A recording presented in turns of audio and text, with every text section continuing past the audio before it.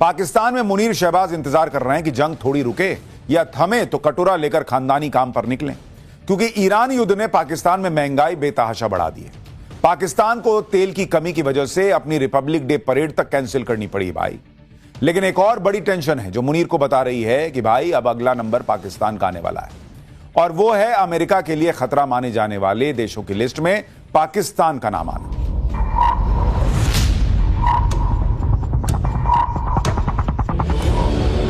सवाल आगे के हैं। आगे क्या होगा? ईरान को लेकर ट्रंप का 2 सेकंड वाली तबाही का प्लान क्या है? ईरान पर न्यूक्लियर हथियार बनाने के आरोप लगाकर शुरू किए गए युद्ध का क्या न्यूक्लियर एंड होगा?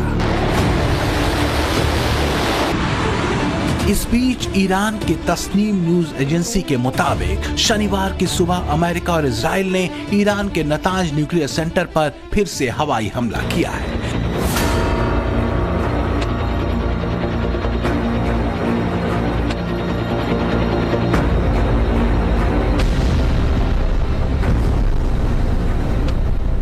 हालांकि रिपोर्ट में कहा गया है कि इस हमले में अभी तक किसी भी तरह का रेडियो एक्टिव लीकेज नहीं हुआ है।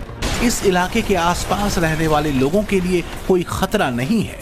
इससे पहले अमेरिका और इजराइल ने पिछले साल जून में भी इस न्यूक्लियर साइट पर हमला किया था। इतिहास का एक सच ये भी है कि आज जो अमेरिका ईरान के न्यूक्लियर प्रोग्राम और साइट्स को तबाह करने निकला है,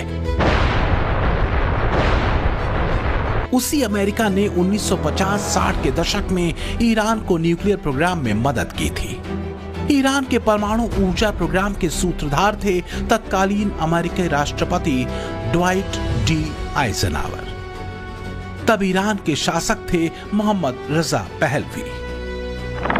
दरअसल 1957 में अमेरिकी राष्ट्रपति ड्वाइट डी आइजनहावर के एटम्स फॉर पीस कार्यक्रम के तहत अमेरिका और ईरान के बीच एक समझौता हुआ था, जो वास्तव में एक नागरिक परमाणु सहयोग समझौता था, ताकि ईरान एटॉमिक एनर्जी का चिकित्सा और बिजली उत्पादन में उपयोग कर सके।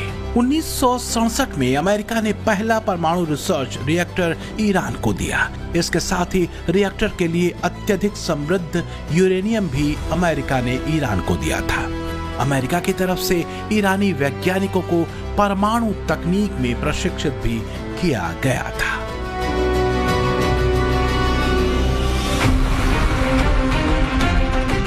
अब सवाल ये उठता है कि ऐसा करने के पीछे अमेरिका का लक्ष्य क्या था?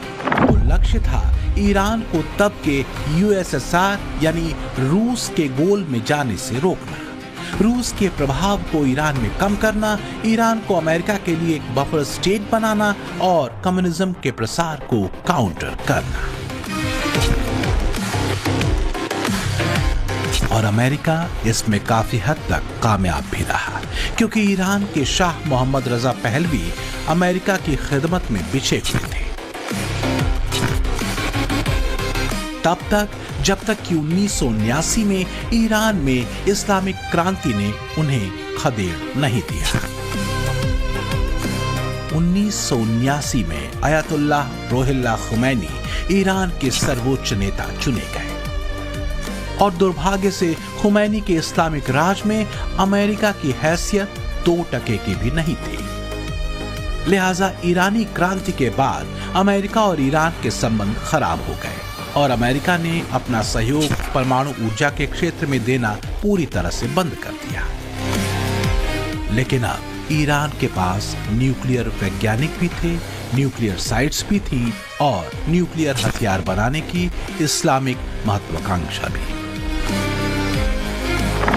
आज के दौर में ईरान के पास 400 किलोग्राम से ज्यादा 60% संशोधित यूरेनियम है। इतनी बड़ी मात्रा में यूरेनियम से 10 न्यूक्लियर बम बनाए जा सकते हैं। अगर देखें तो ईरान परमाणु बम बनाने से सिर्फ एक कदम दूर है। यही वजह है कि इजराइल अमेरिका कोई चांस लेने के मूड में नहीं।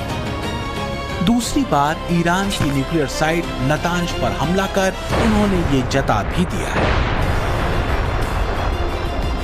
खासकर ईरानी विदेश मंत्री अब्बास अरागाची के इस बयान के बाद, जिसमें वो न्यूक्लियर साइट्स के मलबे में दबे न्यूक्लियर मटेरियल्स को वापस हटाने की बात कह रहे थे। लेबनान में इजराइल ईरान के प्रॉक्सी हिजबुल्लाह आतंकियों के ठिकानों पर कहर बरपा रहा है। अब सवाल ये उठता है कि अगर ईरान पर अमेरिका इजराइल ने हमला ये कहकर किया कि ईरान अगर न्यूक्लियर हथियार या आईसीबीएम हासिल करता है तो उसे वो अपने प्रॉक्सी इस्लामिक आतंकी संगठनों को भी दे सकता है, तो फिर यही बात तो पाकिस्तान पर भी लागू होती है।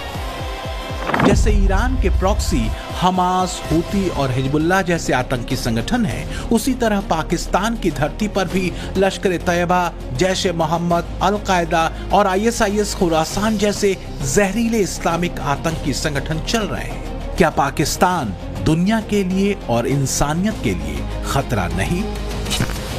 खासकर तब जब पाकिस्तान का फील्ड मार्शल ही इस्लामिक आतंकवाद की लाइन पर चलता रहा हो, इस्लामिक लाइन पर मुस्लिम देशों को भड़काने में लगा हो। इस्लामिक आतंकवाद को अपनी विदेश नीति और रणनीति का हिस्सा बनाकर चलने वाले पाकिस्तान पर ट्रंप चुप है। पाकिस्तान में चल रहे आतंकी ठिकानों को लेकर ट्रंप यू टर्न मार चुके हैं, लेकिन अमेरिकी खुफिया विभाग के चीफ तुलसी गबार्ड के पास बताने के लिए बहुत कुछ है, या कहें अमेरिका को सावधान करने के लिए। ये उन देशों की लिस्ट है जिनसे अमेरिका को खतरा होने का दावा वो कर रही है। तो जिस मुनीर के कंधे पर हाथ रखकर ट्रंप से चीज कह रहे थे, वही मुल्ला मुनीर इस्लामिक लकीर पर अमेरिका के लिए मौत का सामान जुटा रहा है। अगर तुलसी गबार्ड की माने तो मुल्ला मुनीर अपने इस्लामिक न्यूक्लियर बॉम्ब को अमेरिका तक पहुंचाने वाली आईसीबीएम मिसाइलें तैयार करने में लगा है। तो सच ये है कि बड़बोले और बिगड़ैल ट्रंप ईरान की बर्बादी का लक्ष्य बता रहे हैं, आतंकवाद के खिलाफ काम करने की डींगे हाँक रहे हैं, नेटो देशों से नाराज चल रहे हैं, लेकिन पाकिस्तान से दोस्ती का राग लाप रहे हैं। वो पाकिस्तान जो आतंकियों की जमीन है, जो सरेआम इजराइल और अमेरिका को मुसलमानों का दुश्मन बताते रहे हैं। जो भी हो, पर अमेरिकी इंटेलिजेंस चीफ तुलसी गबार्ड की अलार्मिंग लिस्ट में शामिल पाकिस्तान के नाम ने पाकिस्तानियों की नींद उड़ा दी है। पाकिस्तान में ये बातें तो पहले से ही चल रही थी कि ईरान के बाद अब अपना नंबर है। अब अमेरिकी इंटेलिजेंस चीफ तुलसी गबार्ड के बयान ने पाकिस्तानियों के डर पर मुहर लगा दी है। हाल ये है कि पाकिस्तानी सोशल मीडिया पर सफाई देने में लगे हैं, अमेरिका को अपनी पुरानी दोस्ती की दुहाई दे रहे हैं। वो कह रहे हैं कि हमारे संबंध आज के थोड़े ही हैं, जमाने पहले के हैं, और पाकिस्तान के एटम बम तो हमने अमेरिका के लिए नहीं बल्कि भारत के लिए रखे हैं।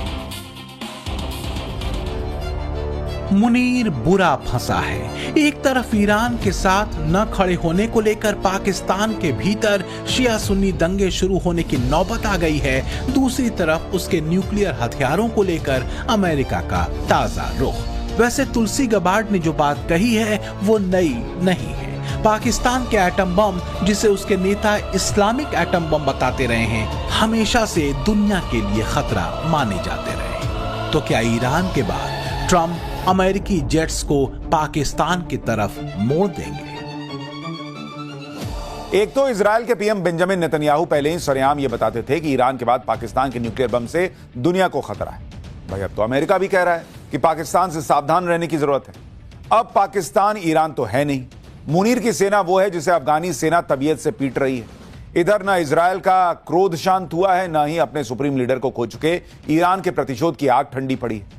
तो जो लोग ये सवाल पूछ रहे थे कि ईरान के बाद कौन, क्या उन्हें उत्तर मिल गया है? जब से तुलसी गबार्ड ने पाकिस्तान और उसके न्यूक्लियर वेपन का नाम लिया है, तब से पाकिस्तानियों की नींद उड़ी हुई है। पाकिस्तानी कोस रहे हैं मुल्ला मुनीर की नमाज छुड़ाने गए थे, रोजे गले पड़ गए।